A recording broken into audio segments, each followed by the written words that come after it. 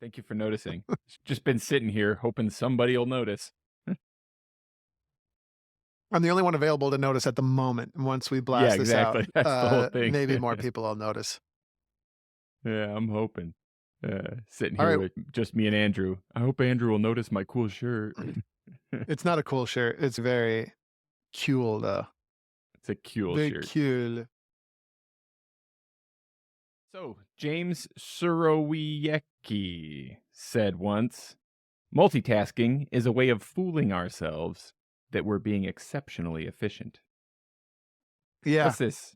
I I thought love I it. was a really good multitasker. I feel attacked by this quote. I don't love Yeah, this. exactly. I've heard myths. I've heard urban legends that there are people who can do this, but it's not a Yeah. thing. So it's like I've got to do the dishes, so I'm just going to turn on the ball game on my phone and prop it up next to the sink so I can do the dishes and watch the game at the same time. Yeah. It doesn't work. It's Nothing like you know happens. me. That's right where my phone goes when I'm doing the dishes. Tell you what does work though. Listening to the Piper's Dojo podcast while doing the dishes. That works. That That's works a fine. that's a little bit better, but I also find it's obviously a little bit better because there's no visual aspect. Yeah. However, if something unforeseen happens doing the dishes, I don't know what an example would be. Like, there's not enough soap in the soap tray or something, Yeah. like Yeah. the little soap pumper thing, or you Hmm. need to get a new sponge, something like that. So now you got to get a new sponge. You do all the processes of getting the new sponge, and you realize that you've not heard anything in the last 2 minutes of the podcast. Yeah. You So have then to you got to skip stop back doing for the sure. dishes. Then you got to stop doing the dishes for the length of time that it takes you to go back in on your podcast player. And remember, your hands are all wet, so you got to start by drying off your hands in order to press the back button on your podcast player. And then now you've lost all that time doing the dishes, but then how long does it take to get back in your dish doing rhythm again? I think I've heard internet experts talk about this, saying it's like an average of 20 minutes to get back to whatever it is you were doing before. Yeah, people love to put all these random periods of time. It only takes 67 Yeah. days to build a habit, and it's just like, yeah. It took me way less than 65 days to put this book down as being stupid. Well, but we got to be careful here because you could accuse Finding Bagpipe Freedom of being in the same category. Yeah. However, Yeah. Yeah. the startup time for me is the killer when it comes to multitasking. For example, the getting the sponge takes the startup. It's thinking it through and figuring out the plan, right? That's the thing that takes the most bandwidth and typically takes the most time is just getting set Mm. up. There's so many great examples of that in my life. Like one of the reasons that I charge a lot of money to play gigs is because of the preparation. It's not the gig that's difficult, Yeah. it's the preparation part, right? It's the same like when I write harmonies for a band. Like sometimes a band will email me. By the way, anyone's always welcome to email me if they need harmony services or something. But it typically like that is a painful process for me, not in the it's all the setup. It's somehow we got to get that music into MuseScore, which at least 50% of the time requires me to actually retype it out myself into my Yeah. software. You can import if they have BMW files available. So sometimes it works out well, but then you got to get it set up and then you got to lay everything out. And then you have to, you don't just want to write the harmonies, you want to do a recording of them as well. So it's now I got to get the recording software set up and my practice chanter isn't that well in tune. So maybe I'll use the Blair chanter. So you got to get all that hooked up. But then the actual harmony writing itself is pretty fun and Yeah. pretty efficient, but it's the same. It's the same with everything. The problem is now I've had to go back 2 minutes in my podcast because I missed it because I had to get a new sponge. But then now I find when I come back to the dishes, I've totally lost my rhythm and it takes me, and maybe it doesn't take me an hour, but it takes me like another couple minutes before I'm in my flow again, before I'm in my efficient state. And that's the deadly nature of attempting to multitask. Yeah. And I know that this is super applicable to bagpipes because I certainly have spent plenty of time thinking to myself, especially in the early days, maybe but I need to build up endurance or something like that, right? And I'm going to play my bagpipes for a long time today, but that's going to be boring, so I'll do it with the TV on. Probably wasn't the most efficient practice time. Definitely wasn't picking up what was happening with the subtitles on the TV while trying to play bagpipes. Exactly. It's the same thing. It's like, I have to rehet my whole instrument just because it's the start of a new season and some of the joints have gotten a little bit loose. Cool, I'll just do it in front of the TV tonight.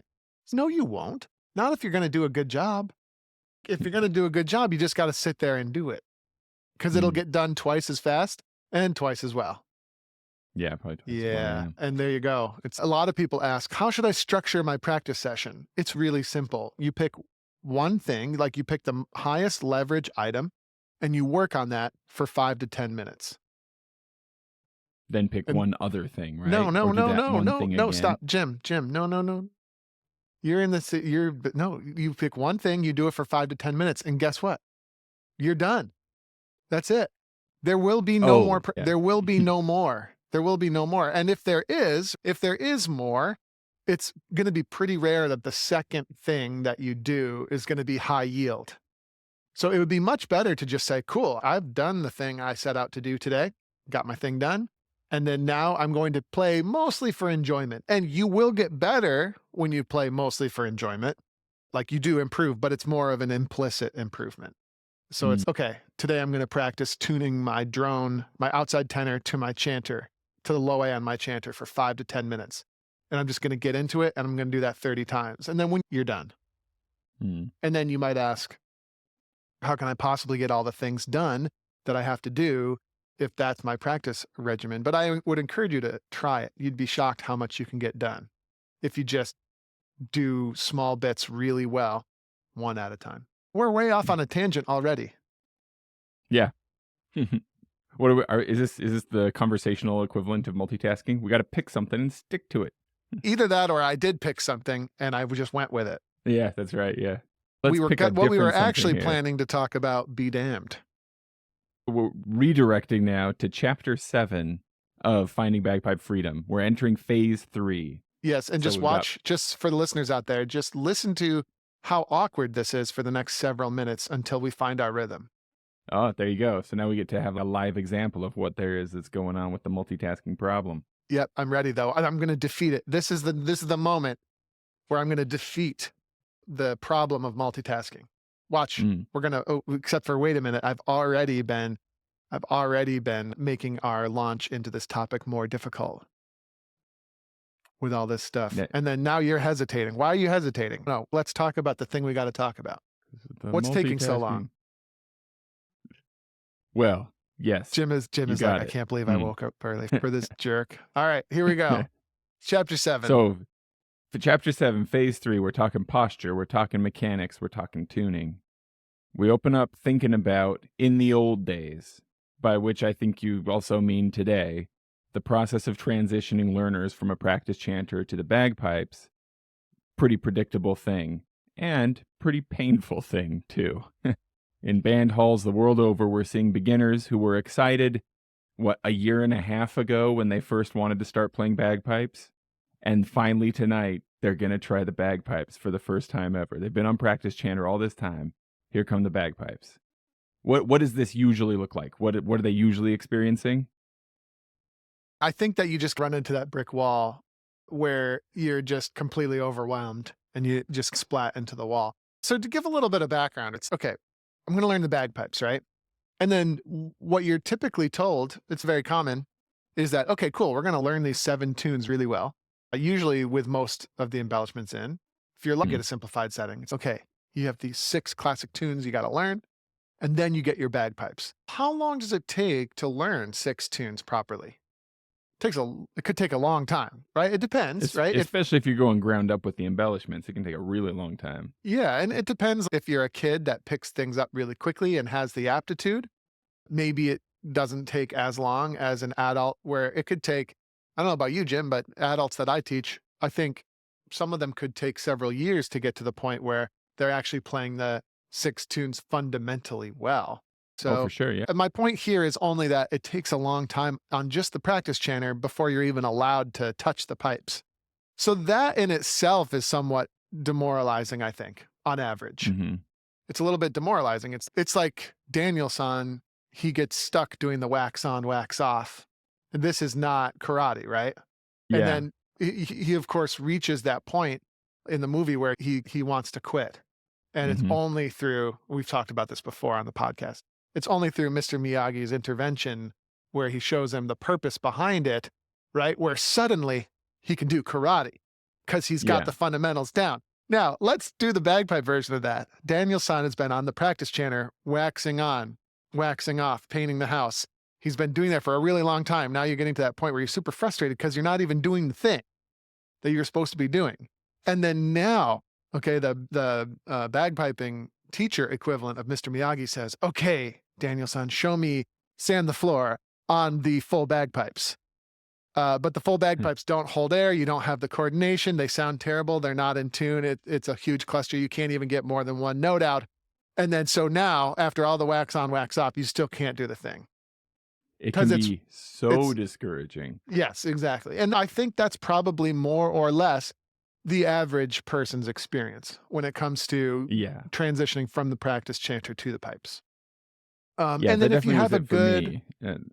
yeah, and if you have a good teacher or mentor, that could be a little bit better. Obviously, some people out there in the world get onto the pipes, right? So but it's not an optimized ideal experience on average at all. Yeah. It's actually, if anything, it's probably a big bottleneck where it's, geez, Louise. The only reason people stick with it probably is because they spent $2,000 to get their pipes. Right. So now they've got to stick with it. My first instructor was a very good person and a good piper and really a good teacher overall. But I was a 14-year-old kid being taught by a 16-year-old kid. And so I don't fault her at all for like when the first time that I got on bagpipes, she thought it'd be a great idea. Just give me a full set of bagpipes, just Yeah. everything. It's falling off my shoulder. I can't get air through anything consistently, especially not the chanter. I squawked out 2 notes and felt like I was about to die. Yeah. And there's probably there's like a dessert element of that, what we would call dessert, where it could be, yeah, it can Yeah. be fun to just horse around with a full bagpipe, especially if it's well set up and not too hard. Like that could be for sure kind of fun. So by all means, have some fun. But when it comes down to learning, what we want to do, just like we would do with learning anything else, is we want to break it down into its components and we want to focus on, wait for it, one thing at a time. There you go. Mhm.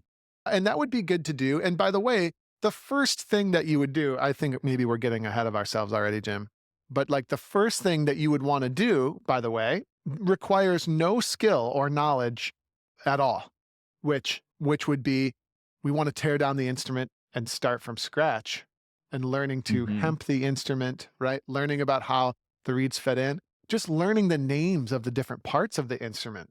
That's a cool thing you can do. So when you And it say could be like, so fun. yeah, it could be fun.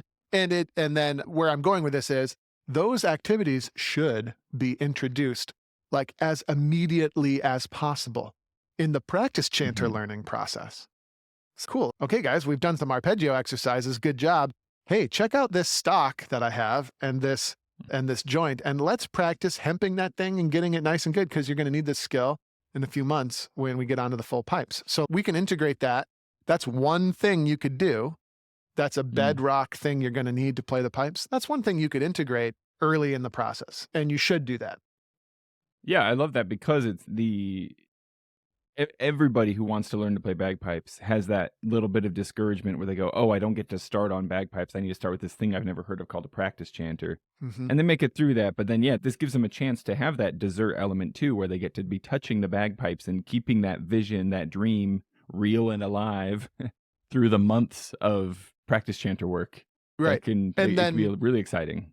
And it doesn't even have to, so dessert would be just for fun, but if you're learning how to hemp a joint, that's not dessert. That's fairly singular focus on a very specific skill that you absolutely must be comfortable with in order to be a successful piper. And that has nothing to do with blowing and squeezing or has something to do with getting your bagpipe airtight, but we're not talking about getting it airtight under the arm yet. We're like learning those components. And I think that would help a lot, right? And then what we want to avoid is the brick wall effect, where it's like, cool, you've learned your 6 tunes.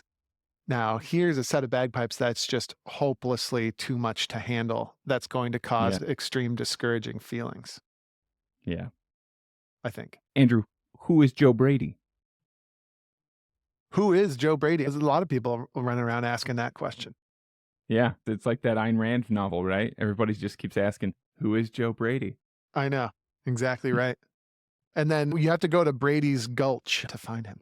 Brady's Gulch, that's where you find out. Otherwise known as somewhere in North Carolina. Yeah, so Joe Brady is involved in the Wake and District Pipe Band. And he is it's a hard thing to explain, but basically, Joe is a great guy, a really experienced piping teacher. And I ended up on a phone call with him one time because he had some ideas for me. And then as it turns out, he had some of the missing pieces of the puzzle for us when it came to this whole thing. And yeah, like just breaking things down to be even more simple. And the basic process that we use to transition people to the pipes now, the otherwise known as the correct way, came largely from that conversation with Joe. He is definitely the father of the existing process. Okay. So the existing process is better than the process that Joe Brady's process, maybe we ought to say, the Brady method? Well, Is it's the Dojo method with some Brady footnote tweaks. Let's not with get some carried Brady away tweaks. here. There you go. Yeah. No, for sure. And some very important tweaks. He showed me some very important tweaks that we could do to the process so as not to violate the idea that we want to learn one thing at a time. For sure. Yeah, gotcha. Yeah. Maybe I wasn't a terrible teacher to the students who I've forced to play the chanter first, because at least I reduced them to the chanter. So at least I reduced them to one thing. But Yeah, I definitely, in my mind, now I realize reading this, I was also forcing them to figure out bag pressure and blowpipe like posture, all of these things at the same time as playing their chanter. So really, no, I was making them do more than one thing. correct. Yeah, so the reason that you don't want to start with the chanter first is because that's too much at one time. And Shall I like give some examples? people who are So, into it will power through that. But yeah, tell me about why that's too yeah, much. Because you I think can those of you us who've can been playing for a power. while, we forget why that's a lot. That's right. And it's important. We don't just want to do things that occasional outliers can do. Okay? Hmm. And that's what the chanter first method is. I think that's what I did. Sounds like that's what you did. I think that's what most people Hmm. do. But that's just something that the occasional outlier is going to be able to do for whatever reason. Okay? And we want to find a system that everybody can do. Okay?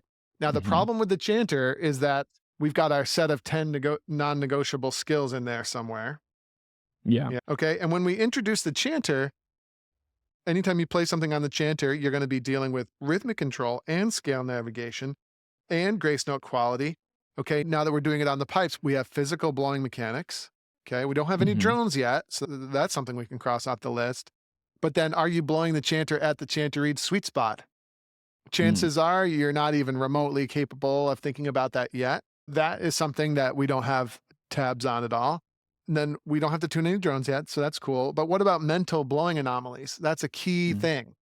And if you're just trying to get the bagpipes going, you're not worried about mental blowing anomalies, right? And then Yeah. embellishment mechanics, probably, right? So you're trying to do that. And you might even be trying to do some of that elementary expression stuff from your practice chanter and trying to get it over on the pipes. So that's 7 or 8 of the 10 non-negotiable skills that you're trying Hmm. to do all at the same time.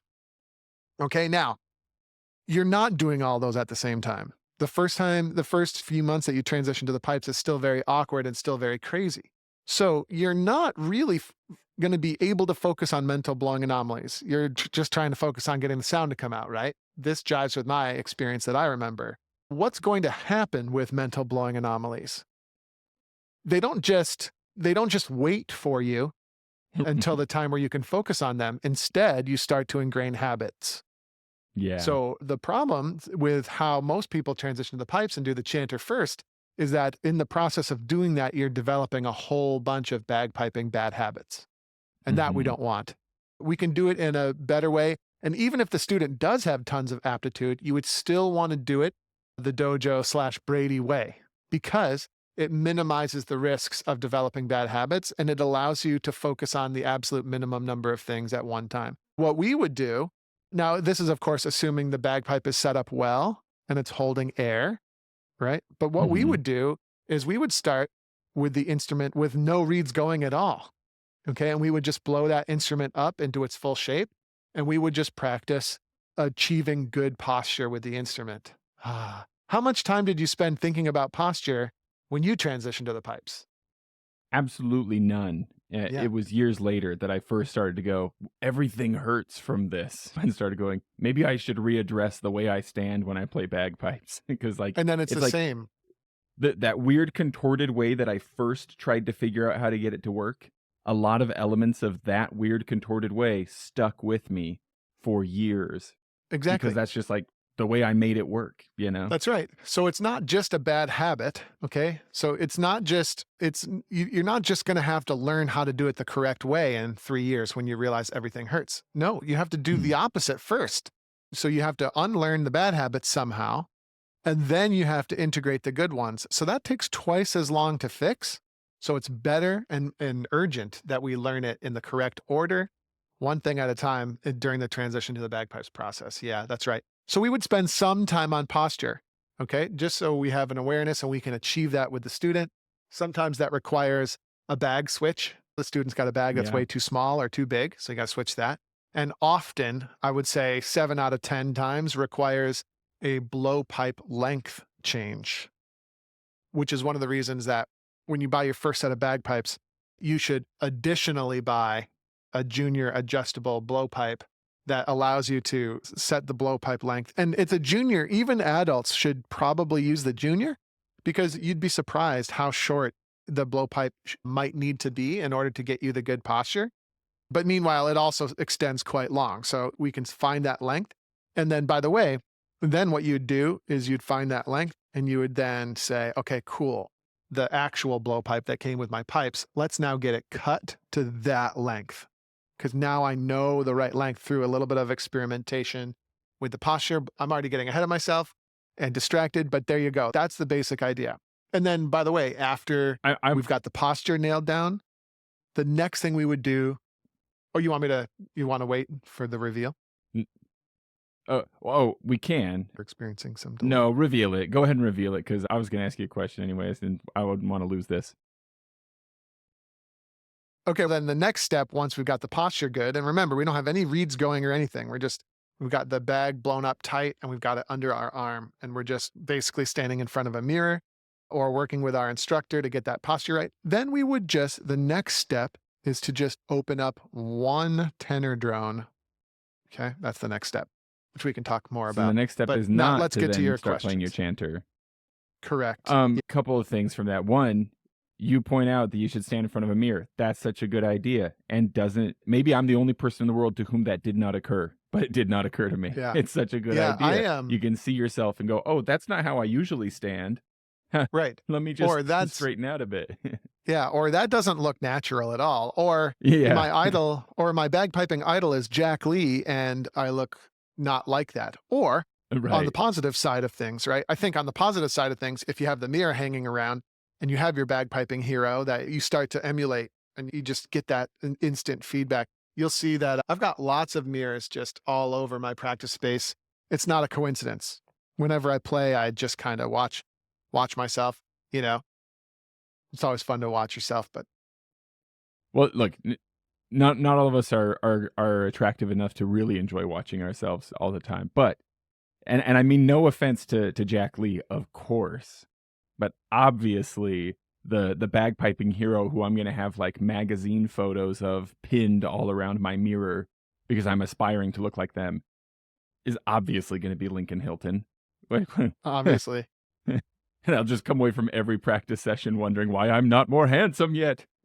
I know. That might be, yeah, you might not want to do that. It might lead to unnecessary feelings of self-loathing when you compare yourself to that.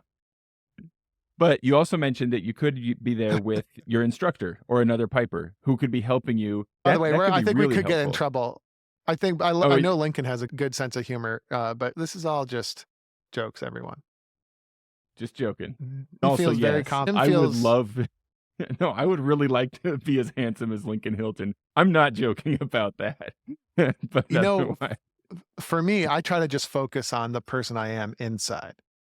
Aw. Which, by the way, Lincoln does too. He's a great guy. He's cursed with incredible abdominal definition. That's right. That's not his fault. Yeah, that's right. Why? Why? By the way, do we know this for a fact or is it just speculation? Oh, that he's cursed with an incredible abdominal definition? Yes. I think it just goes it's an assumption, but also a perfectly well-grounded assumption based Yes. on his symmetrical face. Yeah, obviously he's gonna have visible abs, like, duh. Exactly. Yeah. Okay. Got it.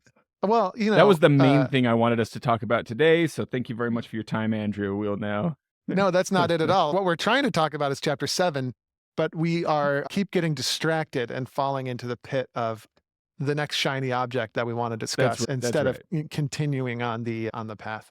Here's something we could use to drill back into the path, okay? You've got the 10 non-negotiables, the 10 fundamentals of good bagpiping, but you mentioned in here that we could actually divide these into 2 tracks. The first is our fingerwork track, and the second is our instrument operation track. So maybe that's the way to start looking at this. Okay, this is more fuel for anybody who wants to say that the dojo is a cult, because of course there are other very large religions that have sets of 10 rules that get reduced to 2 also. Yes. Oh, I see so what you mean. 2 tracks here.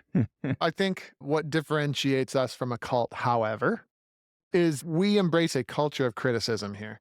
So if you disagree with the 2 magical rules, if you disagree with them, I'd love to hear about it and so that it can inform changes that we could make to the process. You could be the next Joe Brady. Yes, there's no such thing as justified knowledge. And I don't think most cults would agree with you on that. Fair enough.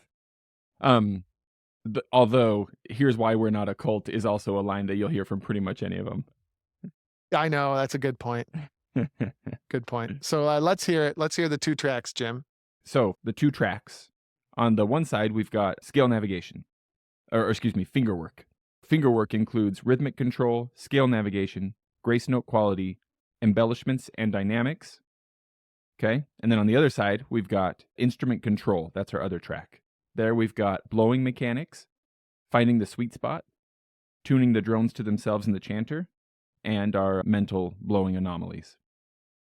I think I combined 2 of those into, that should have been 5 and 5, not 4 and 4. That was bad finger work on my part there. But those are the 2 tracks. So which do we focus on first, Andrew, when we're transitioning? Which track are we going with? What do you mean? When we're transitioning to the bagpipes or just generally speaking? Yeah. From chanter to bagpipes. I feel like, is it instrument control? Is that the first one we're focusing on when I first grab a set of bagpipes? Because I'm thinking about, like, how do I position them, what my posture is. First thing I turn on is a drone. So is that I'm going to be focusing on the instrument control track to start with and saving fingerwork for later? Yeah, definitely. And I do think, however, that you can do both, right? Don't confuse this with encouraging multitasking. But on even numbered days, you can make your practice session primarily about keeping your fingerwork going. And then on the odd numbered days, you can practice your basic instrument control. And even though the 2 things really aren't married together yet, you can develop both tracks at the same time. And then eventually, once the chanter is integrated, then they'll start to marry each other together. But yes, so at any given time, we only want to focus on one thing at a time. During the practice session, I'm going to do 5 minutes of fingerwork, and then I'm going to do 5 minutes of bagpipe control practice. That's a little bit difficult. That gets a little bit weird. And I think you'll get more out of doing, in the beginning, doing one thing at one time and doing another thing specifically at another time, right? So that you get the most bang for the buck. It's like we don't want to watch the basketball game and do the dishes at the same time. Just get the dishes done more efficiently and better done, and then actually enjoy the game. Exactly. Instead of muddling it all together. So trying to do too much before you're ready is like building your house on sand, you say. Exactly. And when we already the illustrated that. Storms come. Yeah. Yep. We already illustrated that in this discussion when we said that when we stick the chanter in first, right, we get a whole bunch of bad stuff. Yeah. Right. In addition to not getting the good stuff. Right. Where the alternative, the better way to do it is to just start by making sure you're doing the good stuff in the right order. We want to build a foundation. We want to do things in the right order. And if we do them in the wrong order, there's serious consequences there. It's going to double or triple the length of time it takes you to get to the goal. And that is, speaking as in a community-minded way, you mention in here that the attrition rate among brand new bagpipers is depressingly high. And is Yes. that not a huge, is that not, like you mentioned, the brick wall, right? We're slamming these students against nearly impossible things, right? It's, Exactly. if you make it through it, good for you, but a lot of people don't make it through. And What we're why do doing that? is we are settling for only freaks being able to Only be freaks. successful. That's about Right. right. Now, and then imagine if that was the case with baseball. Imagine if only Yeah. freaks were successful. The sport would be nothing. It's America's pastime at the moment, at least for maybe 1 or 2 more years before people realize what a silly, boring sport it is. But it's America's pastime, right? And why is that? It's because the game is accessible, even though it's very Yeah. difficult to play. But we've managed to make the game extremely accessible to the masses. Even I can play baseball, right? If someone was like, "Hey, want to go play some baseball?" I could easily just hop in and play baseball. And it's because even though it's because they were able to teach me how to do it in a systematic way that was at least basically going to get me to the point where I could basically play the game, right? Basketball comes to mind as well. Football comes to mind as well. In Canada, the hockey system, they start you at 3 years old. It's crazy, right? But there's a step-by-step system that works.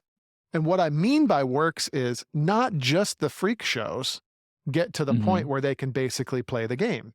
Anybody can do it, right? And the same is true for bagpiping, okay? If you don't screw it up and if you have a good plan that actually works, that takes people through one step at a time. Yeah, some people will hear that explanation and will think to themselves, "No, Andrew, it is only the outliers who make it to Major League Baseball," and that's fair enough. That's But like what exactly you're right. pointing out here is with bagpipes, we're making it so you can't even be in your local parade band unless you are an outlier. If we're Yeah, following this kind of method, where it's like it almost discourages people from doing the thing. Even on like exactly right. I just want to do it for myself in my backyard level. You can't even get there if we follow these bad ideas for Mm. how to get there. Yeah, and so you're right. So only the outliers make it to the major leagues. That's a fantastic point. So I'm not talking about making it to the major leagues. Right. But then I have follow-up questions. Like, when is a person identified as an outlier? Hmm. Is it right at the very beginning Yeah, is before it they T-ball can when they're 4 years old? yeah, before they can even actually properly play the game? And the answer is, yeah, maybe some outliers are identified right there in the very beginning. Like for whatever reason, Mm, they just have it. Or can outliers become outliers further on down the road? And they mm. weren't necessarily outliers in the beginning, but now they are in some way. Right. And then don't forget, in the world of baseball, you need coaches, you need announcers, you need agents, you need statisticians, right? You You gotta have need your Cracker all of Jack that. salesman. That's right. You need all of that. And so if you don't have a system that works to teach people the game and to get them to fall in love with it and ways for people to immerse themselves in the game, et cetera, like where are we going here? If there were no agents, if there were no statisticians, if there were no coaches, like what would the outliers even do? We have that problem now in the bagpiping world, right? It's like we've experienced growth, but we don't have a support system to support all the amazing outliers that there are out there. We just don't. Mhm. And you see that with judging controversies because the judging panels are just generally speaking, and then no one should read too much into this, but I was like, gonna say, you're you gonna get in know, trouble, Andrew. well, I'm trying to say it in a respectful way, right? So, and I'm sure the existing judges probably felt the same way when they were coming up. What you can sometimes feel is that the judging is not fair. Primary reason being that they don't understand what you're doing because you're at a higher level now, Ah. right? Hmm. So you can come to feel that way, and there's that support system. And then what has Major League Baseball done, right? Like they have a very objective, systematic way of refereeing games Mm, because that's a key element in order to showcase what the outliers can do. mm. So anyway, Yeah. yeah, there's a couple things in this podcast that are going to get us in trouble, but it's not meant that I don't mean it in that. I don't mean it in that way. I'm not criticizing the judges. I'm just saying that that feeling can exist, Yeah. right? Well, and Because we need oh, we need a bigger, better support system is my point. yeah. Yeah, and it sounds you're painting a beautiful picture there to have that bigger and better support system. I love the idea of it. And you also paint a beautiful picture here when you say with one tiny little sentence here in this chapter, when you say let's take a spacewalk there a little later, you say your bagpipes should be easy to play. Yeah. And maybe it's because of the way that I came into it and when maybe things are changing now, but to me, I hear that and I go, beautiful idea. Love the idea. That's a great fantasy, Andrew. But Andrew Douglas, bagpipes, easy to play. Are you Yeah. crazy? Yes. So yes, So, probably yeah. slightly crazy, but also, yeah, your bagpipe should be easy to play.